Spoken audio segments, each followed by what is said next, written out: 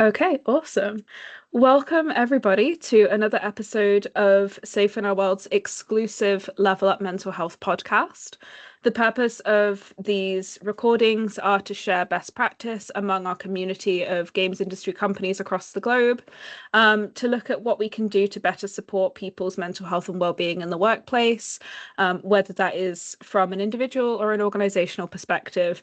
There are loads of different ways that we can encourage talking about mental health in order to destigmatize it and give folks some inspiration and ideas on what they can do to better support themselves in the workplace, basically. Today we are joined by Danni. Welcome, welcome. Thank you, Sky, so much for having me. I am super buzzing to be here. Thank you so much. Do you want to start by just telling us a little bit about yourself, who you are, what you do? Absolutely. So, my name is Danny GT, and I run my own life coaching business where I support individuals through mental wellness in particular, but really guiding individuals to a sense of fulfillment in their lives. My history comes from the gaming industry. So I worked in the gaming industry for 5 years, where I very much in the operational position worked with, again, departments, individuals to improve not only the processes in the office and the day-to-day living, but the well-being. That has always been something I'm so passionate about. So I'm so behind Safe in Our World, and I'm really excited that to be on the podcast. Yeah, we're excited to have you. And generally what we're going to be talking about today is a really interesting one. It'll be more about the relationship between individuals and their line managers.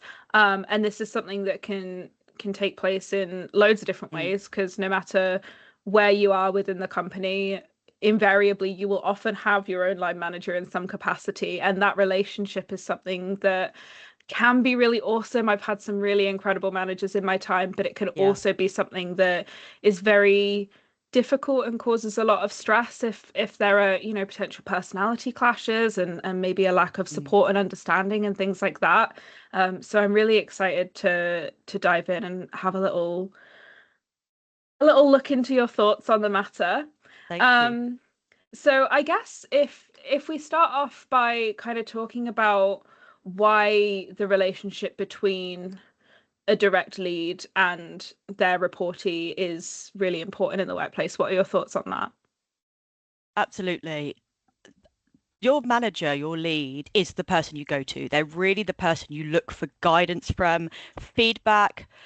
They're really responsible for your progression in your career, essentially. So when you have a strained relationship, it can make you feel really stuck, make you feel like you have nowhere else to go.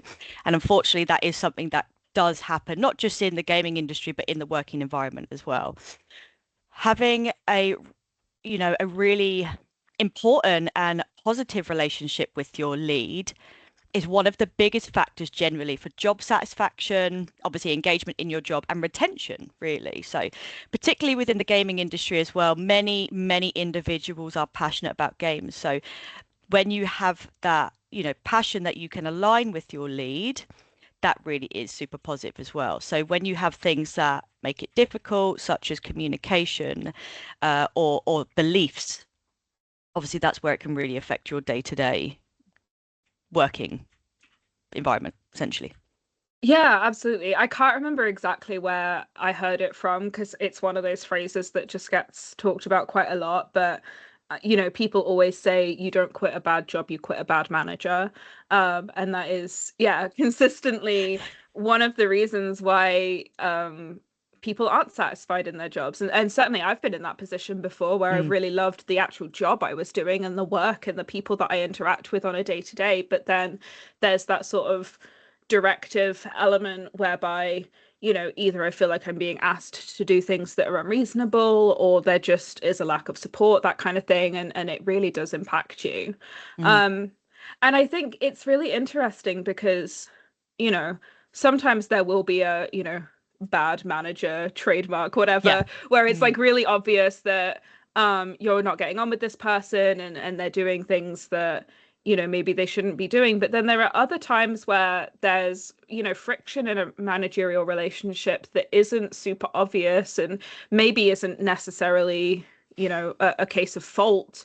Yes. So what are your perspectives on what those signs might be that you don't have a particularly healthy relationship with your manager? Before I answer that one, I wish Mhm. we'd actually obviously spoken at the start that it's just audio for this, but I was hyping you up so much, and I was like, yes, that is so hit the nail on the head there. The first thing you said about you don't quit a bad job, you quit a bad manager. Yes, I cannot. I literally am hyping that comment up so much. So I just wanted to say that before answering the next question. But yes, so gen really your early signs are going to be uncomfortableness. You're going to feel uncomfortable at work. You're going to feel uncomfortable having conversations with your manager and really feel a bit of a okay, that I feel like there's some friction here. Really, those are going to be your early signs. Other things we're looking for is feeling silenced, feeling like you're not heard, that your ideas don't matter. That can feel so demoralizing, and those are we're really looking to our manager for backup, for reassurance. So when we don't get those things, that's really kind of, for me, some of the early signs of when it's not looking so healthy as well. Other things include avoiding communication with them in particular. You then feel like you start to separate yourself, you distance yourself. Um, and really coming back to those feelings. It's about feeling unsafe, about feeling drained, feeling like you aren't being supported. Lack of clarity as well on expectations, feedback can be some other signs as well. And that's what I would, that's what, from personal experience as well, I think it's really important that we share personal experiences. Those are some of the signs that I saw with my manager as well, but also what I've observed in others where they've, being in a managerial position, I was lucky enough to be able to manage not just my team, but across departments as well. And those are some of the feedback things that come as a manager and a mentor as well, where they feel like they're not connecting with their manager. I think that's a really good point, and that, that very subtle initial thing that you mentioned of just there is this slight air of discomfort, this slight nagging feeling of I don't really want to raise this with this person, I don't want to talk to them about this, or I don't feel comfortable speaking up about this. And it all kind of ties in to the kind of pillars of psychological safety, and that the upper pillars of contributor safety, so feeling able to raise thoughts and feelings and ideas, and then challenger safety as well, feeling safe to disagree with someone.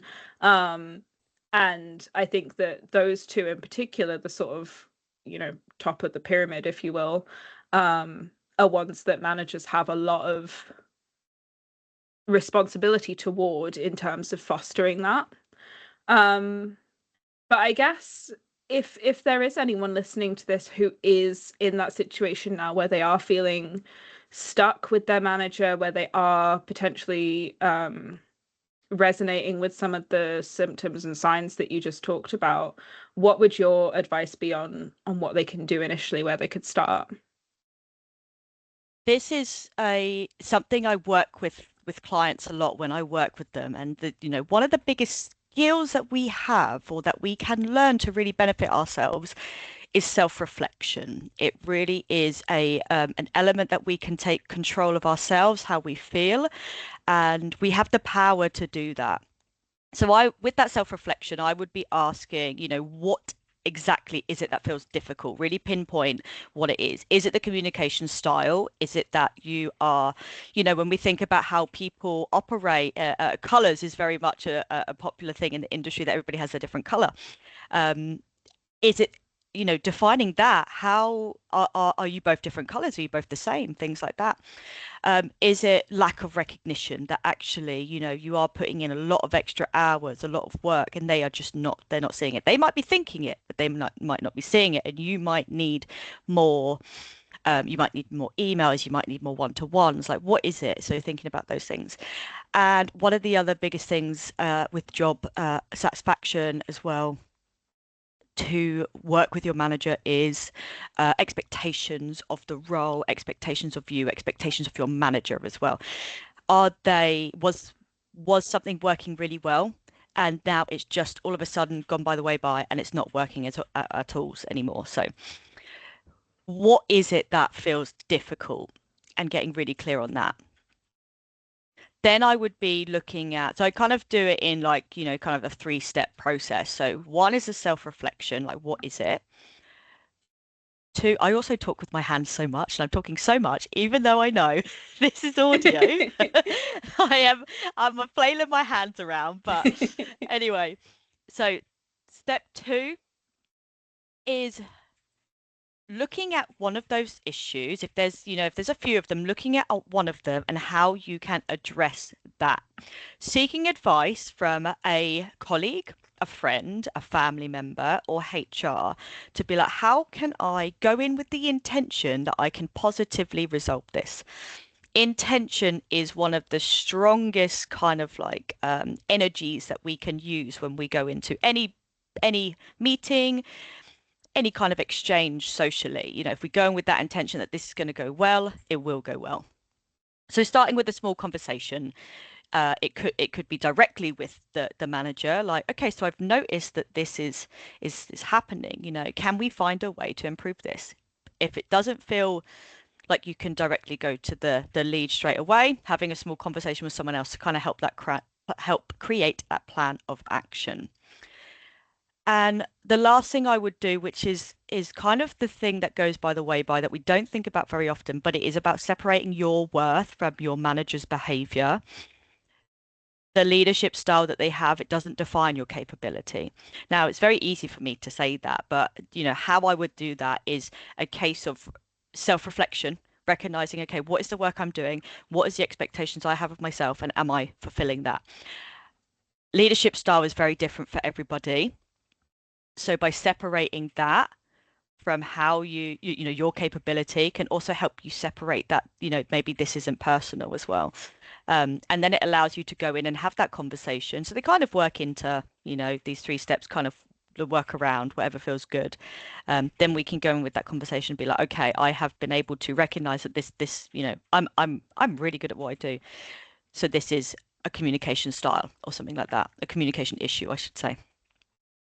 Yeah, those are all really good points. I think the first step that you mentioned around identifying the issue really resonates with me. One of the things that I learned very early on in my career in terms of management style and feedback and stuff was about the BIFF feedback model, which stands for behavior, impact, future, and feelings. And that's something that I've really tried to use when giving feedback throughout my career, whether that is sort of upward or downward or parallel feedback, because in in my opinion, it Mm, really works. It works a lot mm. better than the I'm not sure what the polite term for it was, the sandwich feedback, Yeah. Oh, and that kind of yes. thing. Um, but the behavior and impact are the two that really stand out to me there because of what you said. Because when you're providing feedback for someone, it's so important to have examples of that behavior.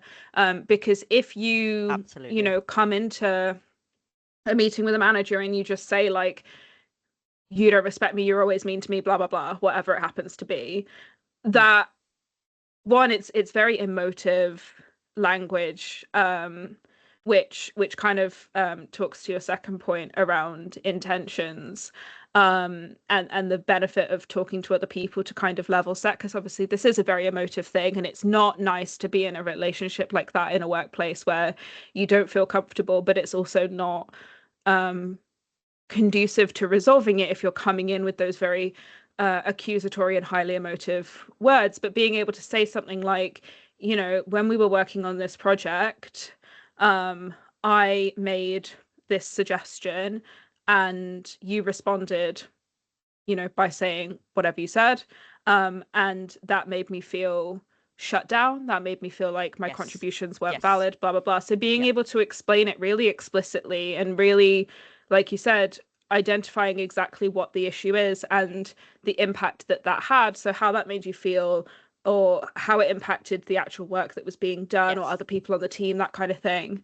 So I think that that's such a really useful way to come at it, of just having that moment of reflection with yourself first, then with other people. Um, and then, to the third point that you said in terms of separating your worth from another person's behavior, I think that is so important because it's so easy to, our inner voice is so critical of ourselves anyway. So as soon as we even get an inkling that someone else is agreeing with that Yeah. inner voice, we'll be like, oh, I was terrible the whole time. I've always been Yeah. right about this. Yeah. I laugh, And but you're so right. yeah, it just, that's part of being a human, I guess. Yeah. But being able to, yeah, look at the situation a little bit more objectively, a little bit more logically, which, again, like you said, much easier for us to sit here and say it than to do it in the moment. It is Yeah. definitely something that requires a lot of practice, but it is a really valuable thing to be able to do in the long term. So yeah, that was really, really useful. Thank you for that. I Thank you. guess another thing that I kind of wanted to cover off in this conversation is, obviously there will be situations whereby you have conflict with the manager and it's something that you can move past. And I truly believe that managers aren't bad because they want to be bad. I think it's, generally speaking, a miscommunication, or, a breakdown in process or something. So going into it and thinking, and not thinking, sorry, this person is a bad manager and they hate me and therefore they're behaving this way, maybe just saying we're having a miscommunication here, is the way to go about it. However, all that said, there will be situations whereby, the managerial relationship can't be resolved, or there are persistent issues that aren't getting better when you're addressing it. And that can be very challenging for someone in a workplace because that's their sort of direct avenue to being able to grow at work. It can feel like, your career has gotten a lot smaller. Like there's nowhere to go because you've got this, essentially like a blocker ahead of you. So, do you have any advice on what people can do in that situation where they feel like that relationship just can't get better, or their attempts to fix it aren't working? That's always a really difficult position to be in. I actually got shivers as you said that because it's such a moment where, oh, you have tried, and it really is demoralizing. And you're at the moment where you feel like I can't do this anymore. But there is hope. I can tell you there is hope, and that is what I'm here to share. So I also just thought I was muted for a minute, but I could see you see you You're nodding. all So good. You're all good. so I was getting really passionate and thought, wait, no, it's not recording me. This is from personal experience, and this is something that absolutely changed the game for me. It changed my mental health, it changed my intention, my energy. And when it is at that point where the relationship can't be fixed, but you still definitely want to and deserve to grow, is finding another mentor. And actually finding another mentor within the company, sometimes in a different department to you, can really give you different perspectives and just open your eyes to things that you just haven't thought about before, because everybody in different departments, sorry, I'll slow down my speaking. Everybody in different departments will, it's because I'm getting really excited about this, will have different processes. They'll have different ways of learning. They'll have different ways of communicating, and that opens up you to soak up more information and also, take on things that really resonate with you. So looking for somebody who is potentially a step or two ahead of you. They also could be someone incredibly senior to you. Who do you admire in the company? I would always be looking for a mentor, for somebody who I think they are someone I am inspired by. I love the way they talk. I love the way they have a conversation with me. They always say hello. They're very well regarded in their department. What are those things in a person that you would really look for in a lead? And then it's about having that conversation and approaching them. I really admire how you handle this. I would really be open to learning from you. Could we have a coffee? Could I have a chat with you? Do you offer mentoring? Things like that. It's really looking for when it feels like, we're having a really negative kind of relationship with the current manager or lead, moving towards someone who is again, that intention, moving towards somebody who we want to be like. What would do we want someone to get the best out of us? Can we see other teams thriving and actually go, hey, I think maybe that would be the person that would be really supportive for me? Because it is important you have somebody that you can go to, that you feel has your back. And it doesn't always have to be your direct lead. Sorry, you've just taken a drink there. So You're all good. No, I really agree with that, and I think that like diversity of perspective that you mentioned right at the beginning there, like reaching out to someone who maybe is from a different department or has different life experiences or career background, whatever it happens to be, is so incredibly valuable.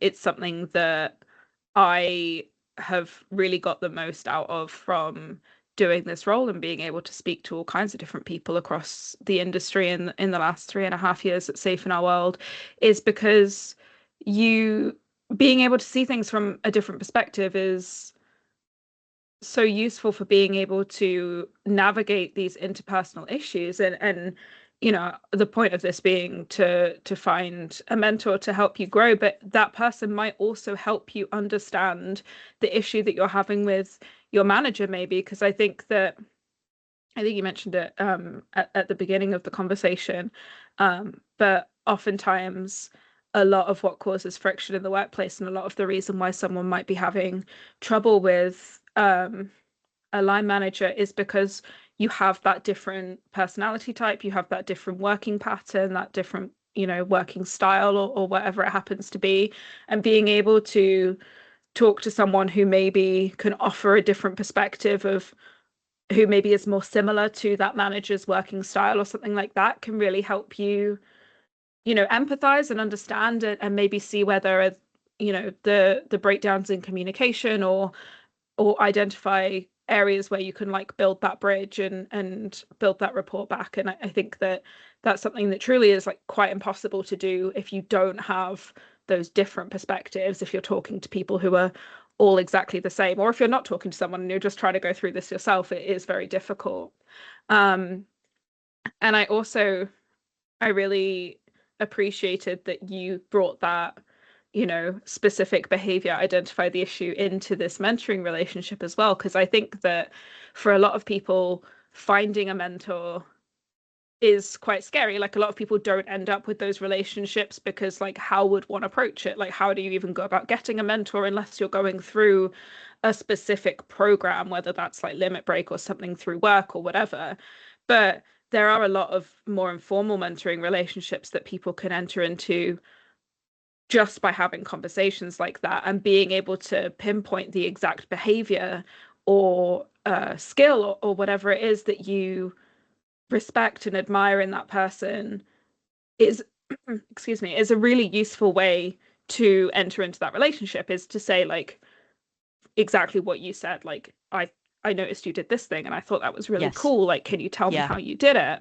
yeah, And that's much more likely to for the other person to be on board with supporting with the mentoring as absolutely. well. So I think it's really really good to see, those three steps that you mentioned kind of working in addressing the negative but also addressing the positive. Yeah. um, and I guess it just goes to show that self-reflection and having a little think about things is good in all contexts.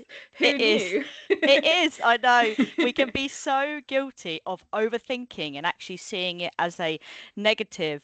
Um, but just a little side note here, obviously through experience of anxiety and things like that, I always very much thought that overthinking was a kind of like a curse.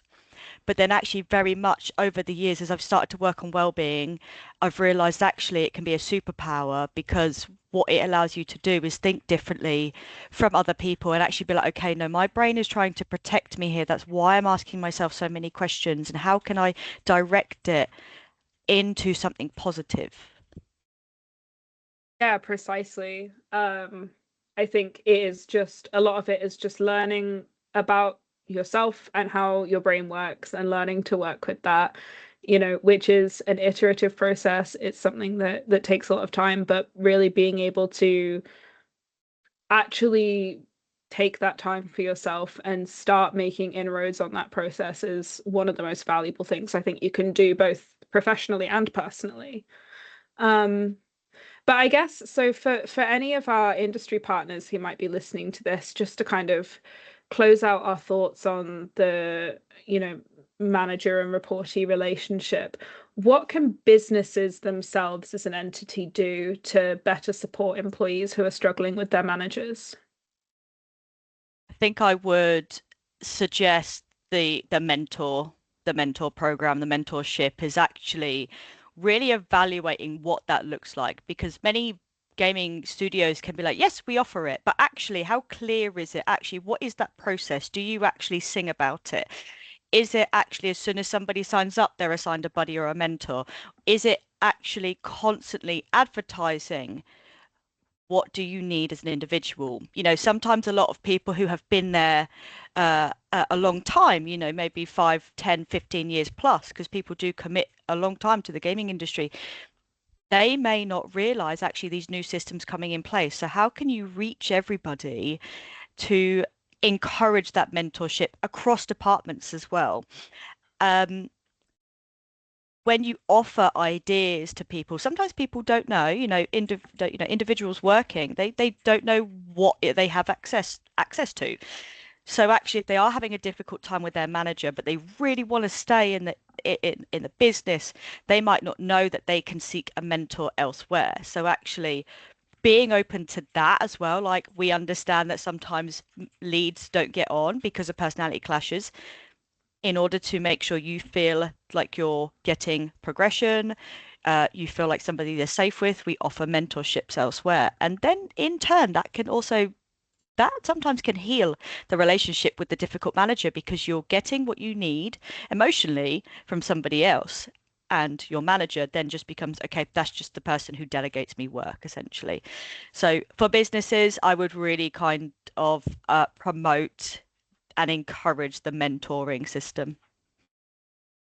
Yeah, absolutely. I think and that can work kind of both ways as well, both in terms of allowing the reportee to have that professional growth from someone outside of their direct line manager, but also just as an organization, kind of destigmatizing the learning process and like encouraging an environment of continuous learning and growth is so important. And I think especially when you are in an industry where you have these veterans who've been around for a long time, and it you can very easily fall into the trap of not wanting to change your ways and not wanting to learn new processes, or indeed feeling like it would lessen your respect or your, Hmm. that people would think less of you for not knowing how to do something. So these people who've been around for a long time might be less willing to learn things, and that can in itself cause some of those bad manager relationships where someone is, maybe delegating too much because they don't know how to do it, or maybe they're, getting Yes. defensive about not knowing how to do certain things. But if the organization as a whole prioritizes learning and creates that environment of continuous learning whereby it doesn't matter what your position is within the organization, there are always things that you can do to learn and grow. And those mentoring relationships can go both ways. It doesn't have to be like the senior and the junior, like the junior receiving mentoring from the senior. It can be the other way around as well. Yes. Yes. Um, that just destigmatizing it in general, um, I can see how that could really help, and also leads back to one of the pillars of psychological safety, which is learner safety. And people they have a right in their workplace to feel safe to learn and grow, and have those opportunities. So I think being able to identify those opportunities, whatever they happen to be, whether it is consulting with someone like yourself, or making use of the monthly free training that Safe in Our World offers to all of its partners, is a really useful way to go about it. There are formal learning relationships like those that I've mentioned, but then also the informal ones. And if you happen to be in a position to do so, where you see someone doing something and you don't know how to do it, just say, hey, can I watch you? Like, can I learn? And hopefully, if you as an organization have created this environment, there won't be that sense of skill gatekeeping where someone's like, I don't want to teach you how to do my job. Yeah. And then, you end up with a stronger team because of it. Absolutely. I again, I'm here throwing out the pointers, the claps. Yes, like I'm backing this up so much. Absolutely. Yeah. Oh, amazing. Well, thank you so, so much for having this chat and being able to address this because I think it's often something that goes unspoken because it can be a bit of an icky conversation to have Yeah. and something to Yeah. admit is just like I'm not getting on with this person at work Yep. and there can be a lot of, guilt and shame and frustration around it. So I think it's really good to be able to just address it openly. So thank you so much for joining us for that. Oh, thank Um, you so much for having me. I've really enjoyed this. I've really enjoyed this. Thank you so yeah, much. me too. Me too. One of the highlights of my job is always just being able to talk about cool stuff with cool people. Yes. Um, Yes. Yes, I and there are bet. so many cool people out there. But yeah, just to round us off, is there anything that you want to say, to plug, or where people can reach out to you? I One thing I would just love to finish on really Mm, is that coming back to that intention is really by shifting your intention into something positive can just shape your day tremendously. And that's really my messaging as a coach, as a mentor. So, obviously, a little plug in. If you enjoyed listening to me today, my name is Danny GT, and I have my own life coaching business. And you can find many free resources that I offer on my website, which is www.dannygtcoaching.com. You can also find me on Instagram, LinkedIn, and YouTube as well for an abundance on information on how to look after your mental well-being, how to manage anxiety, and how to create goals that actually make you um, work towards fulfilling your life and your purpose. So that is just what I would love to finish on. Thank you so much for having me. amazing. Yeah, thank you so much. All right, take care, everyone listening. Hopefully we'll see you again soon with another session similar to this. Thank you so much, Danny. Thank you. Bye, everyone.